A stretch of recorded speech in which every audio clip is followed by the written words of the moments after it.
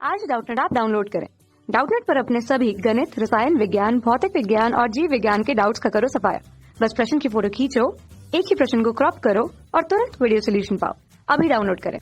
Hello friends, हमारा प्रश्न है ऊतक संवर्धन क्या है? ऊतक संवर्धन की प्रमुख आवश्यकताओं को समझाइए। तो दोस्तों यहाँ पर हमें बताना है ऊतक संवर्धन, यहाँ लिखेंगे ऊतक संवर्धन क्या है।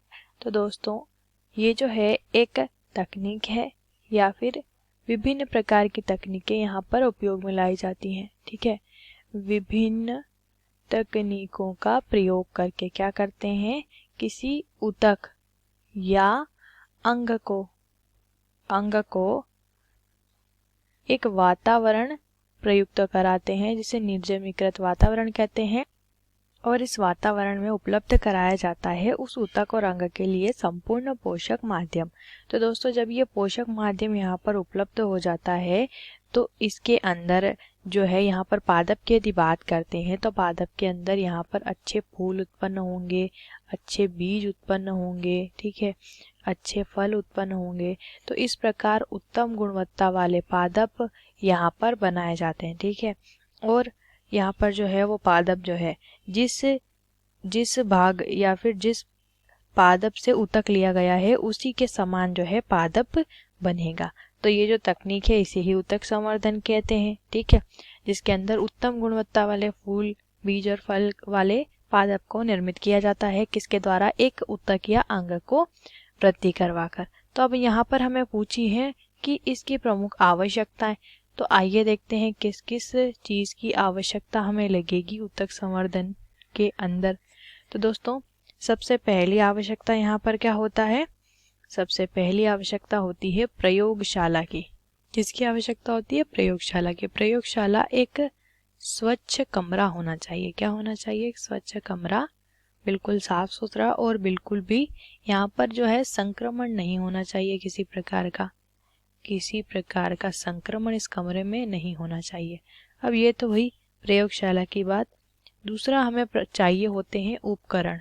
तकनीक के लिए क्या चाहिए होते हैं दोस्तों? उपकरण, इंस्ट्रूमेंट्स चाहिए होते हैं।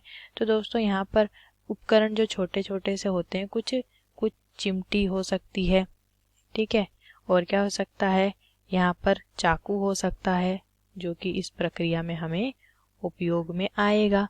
ठीक है, चाकू, निडिल हो सकती है। क्या हो सकती है? निडिल यानी कि सुई हो सकती है। और क्या हो सकती है? परख नली, ठीक है, जिसके अंदर हम क्या करेंगे? ऊतक को रखेंगे। उसके अलावा होनी चाहिए पेट्री डिश। क्या होनी चाहिए? पेट्री डिश, जिसमें कि संवर्धन माध्यम हम तैयार कर सकते हैं। इसके अलावा ऑटोक्लेव होना चाहिए।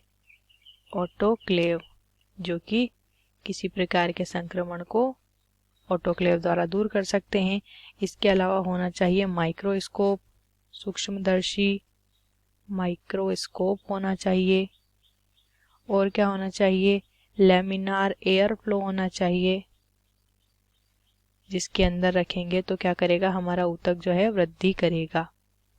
लैमिनार एयर फ्लो नाम का एक उपकरण भी होना चाहिए। इसके अलावा पीएच मीटर होना चाहिए। क्या होना चाहिए?